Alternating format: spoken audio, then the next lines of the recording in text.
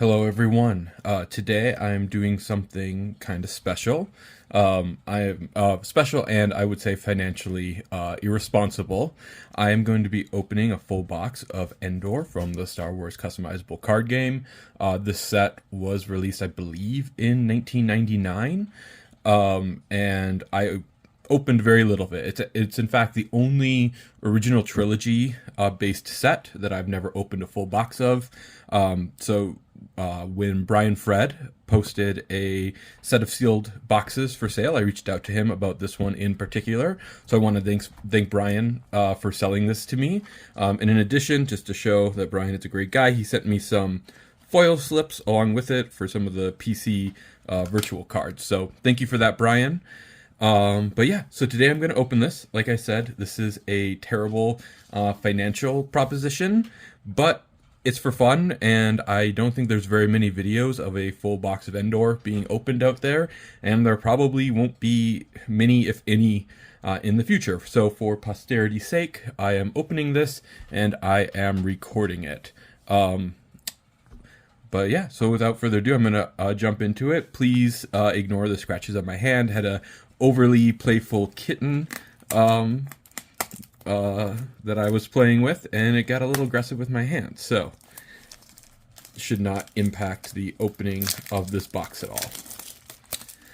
Endor, known for being the only non-reflection set to include foils, and I believe the foils replace the rares in the pack. So it can kind of be a feel bad if you don't get a rare and you get like a foil like speeder bike or other, of the more common foils or common cards.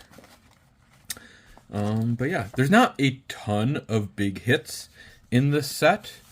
Aside from, some of like the ultra rare foils or whatever they call them. But there are some good cards. Wackling, very, very played in the open format with the virtual version. There's the one location, I believe, a light side location that does pretty well. And yeah, otherwise, there's some cool pulls, but nothing like that is super, super valuable. And you know what? I don't actually even know which card is the rare in here. If I had to guess, it looks like there's 3 light side commons, 3 dark side commons, probably an uncommon of each, and then the rare is pinned down a rare. I don't know. Like I said, this is the set that I know the least about. So if we look at it, there's 3 uncommons and a rare. So maybe those were all uncommons and Crossfire's the rare. Honestly, I do not know. I will probably figure it out as I open more packs and get a card that I know for sure is a rare.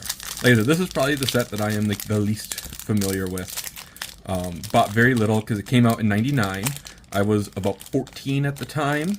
And my main friend who I had been playing this game with, decided at that time that he was interested in some other games. So, we played some Pokemon. Oh, okay, yep. So it's the 4th one from the back. So Tempest 1 is the rare, which means Crossfire was the rare from the first pack. Not the best condition on that Tempest 1. You might be able to see there's a little bit of like whitening on the edge, but that is totally fine. I'm not really a grader. I have a few cards that I've opened from sealed product that I want to, or I might get graded. I have a Premier Vader that looks really, really good, as well as a Darth Vader, Dark Lord of the Sith from Commander Igar. All right, is the rare here. Yeah, the Dark Lord of the Sith from Special Edition. That looks really, really good. And a few others, mains from some of like the early sets. But yeah. So just going through these. Lost in the Wilderness. All right. That was a very good and very annoying card, I know. But in open, it is shielded. So, which is good. It means it's not really played even though you can kind of get away with playing one because people are unlikely to pull that shield before seeing it be played. So, yeah. Alright, this is absolutely right, is this card. So, a card for having Han and Leia together.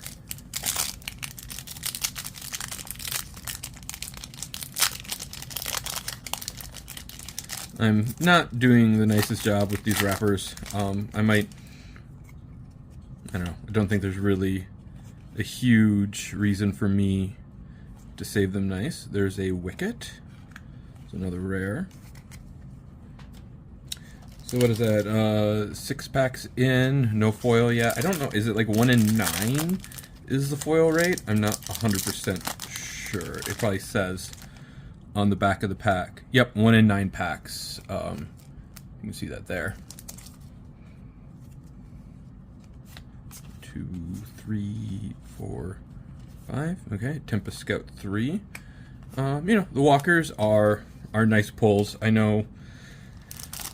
I think some of them have been virtualized, but I know like the more useful virtualized walkers are mainly the Hoth ones. Like the Blizzard Scout 1 is really good. Yeah, I'm not exactly sure which of the Tempests have been virtualized and are played. I've been only slightly keeping up with the game this last year, but I want to start keeping up with it more and playing more again. Alright, Corporal Oberk is our rare there. Insurrection, good uncommon.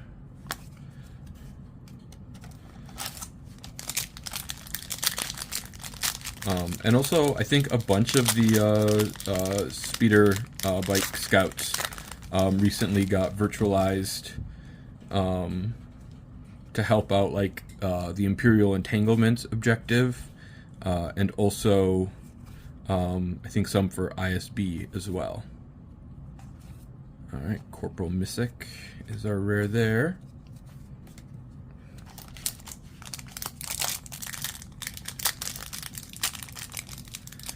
But yeah, I think my collection of Endor is basically one complete set that I purchased off eBay, probably about, I don't know, 8 to 10 packs that I opened as a kid when it first came out, and then maybe a few random rares that I like purchased for playing with. Like, I know I have some extra walklings and things like that.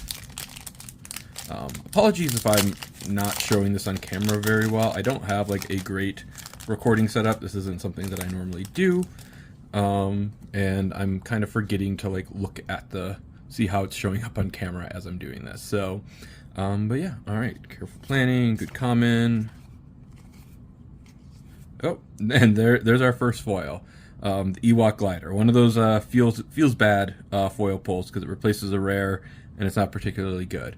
The one thing I will say is the Endor foiling is very, very different than the Reflections foiling, and it's very, very shiny. So, yeah, they actually look really cool, the Endor foils. But you know, getting an Ewok Glider in the place of your rare, not really what you want. You know, if it was a Captain Han or Daughter Skywalker or even the 3PO, or I don't even actually know the rarity of all the foils. So I don't know which one I should be the most excited about if I open it. Imperial Rest Order, Battle Plan, alright, good uncommons. But I do know Ewok Glider is not one to be excited about, as would be the case with like speeder bikes.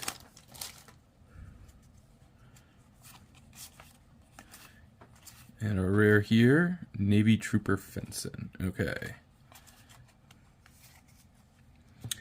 Alright, well, nothing like super exciting yet. The Tempest 1, Commander Igar, you know, those are cool.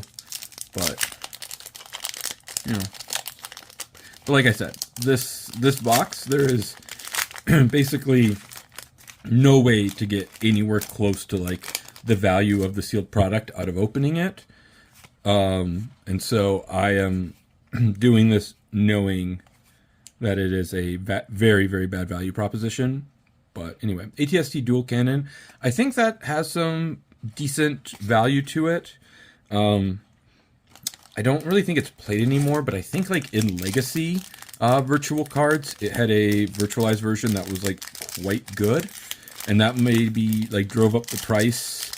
A lot of people probably bought them. It means there's like kind of just fewer out there in circulation right now. But yeah. And Empire's New Order is our rare. All right. Yeah, honestly, like I think with Endor, a lot of like the biggest impacts on the game came not from the rares, but from the uncommons and some commons. You know, Imperial Rest Order, Insurrection, really good for, you know, pulling docking bays, shutting, you know, not shutting down, but very limiting of the transport interrupts from Premier, Nabram Leeds, and Ellis Hellrot. And a Poplu for our second foil. Again, I do not know the rarity on that. But I'm pretty sure it's not one of the ultra rare or whatever the highest tier rare foil is. But anyway, yeah, the and then like battle order and battle plan were obviously like huge, making, you know, single theater decks have to pay for their drains, or at least, you know, contest a battleground system if they're mainly a ground deck. And then you had the starting interrupts that really helped non-objective based decks exist. Surprise Counter Assault is our rare. That being said, I know there were like rares that made a big impact, but I don't really recall them off the top of my head. Like I said, in Open, one of the most played cards in the whole Open format is Walkling V,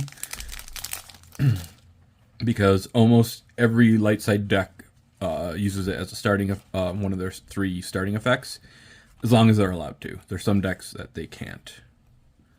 All right, Tempest Scout 4.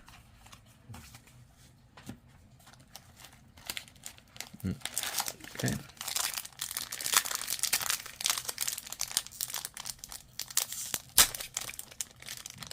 Trying to remember what the valuable location is in here. Is it like the Rebel landing site, perhaps? I don't know. Chief Chirpa is our rare. All right, another Imperial Rust Order.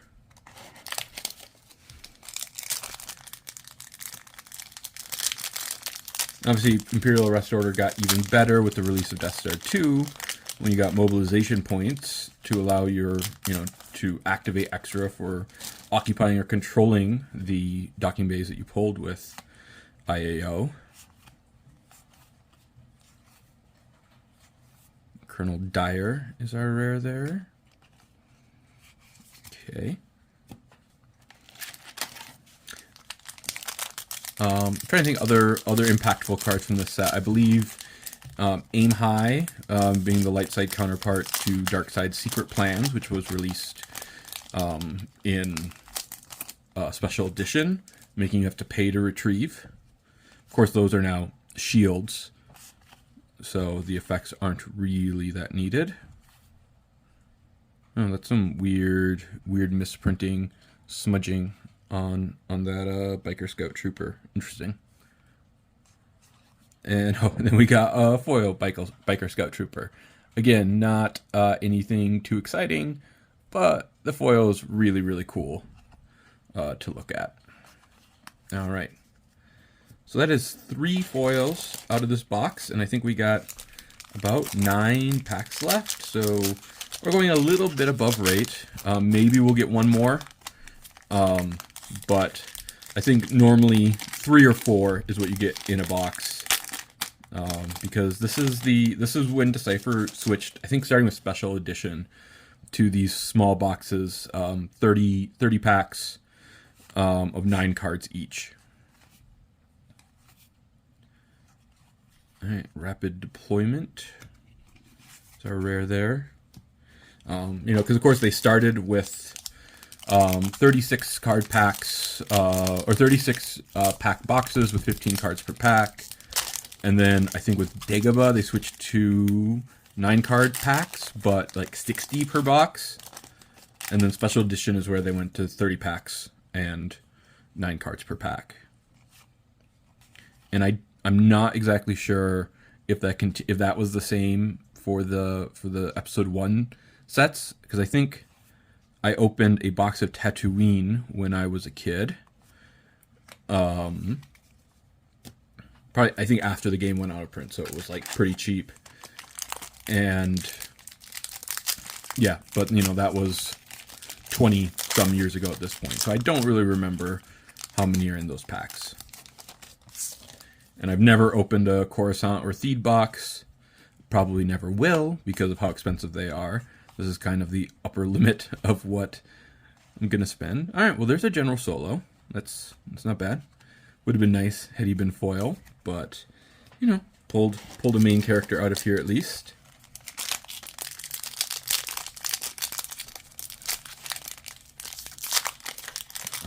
I will inspect that more after I'm done recording. I'll put it in a sleeve. I do see some little whitening, nicking on the bottom edge, so probably not anything worth grading.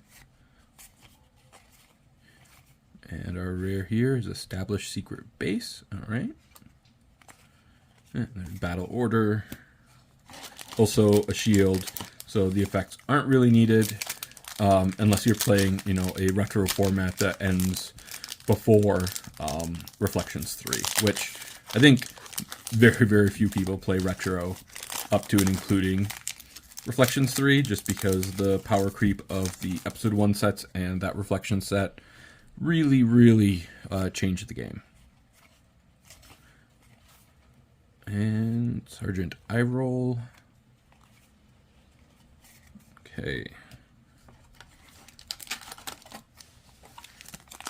I think we got 3 packs left after this one. See if we can pull a decent foil. Whoa! That pack just kind of exploded. But the cards did not hit the floor. Aerotech Corporation is our rare there. Alright, yes. Last 3 packs. Get a good foil, or any foil, let's not be greedy. A Walkling, another main, just something fun.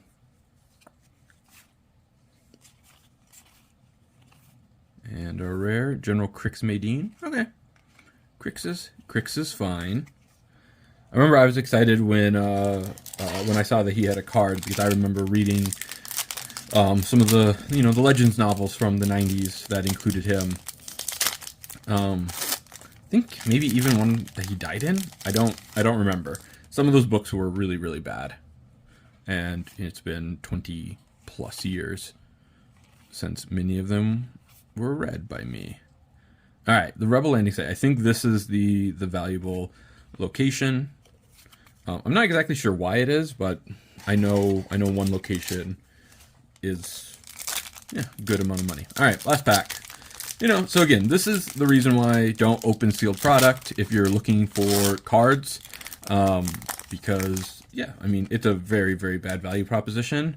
I'm doing this for posterity, and because I can, but do not recommend. And our last rare is Here We Go Again. All right, not super exciting. But yeah, so that was a box of Endor. Hope you enjoyed that, seeing that. I'm putting this on YouTube so that folks will see a box of Endor opened. I know Team Covenant did one for their journey through the Star Wars CCG. There might be some others on there that I haven't seen, but yeah, thought it would be cool to document. Hope everyone has a good day.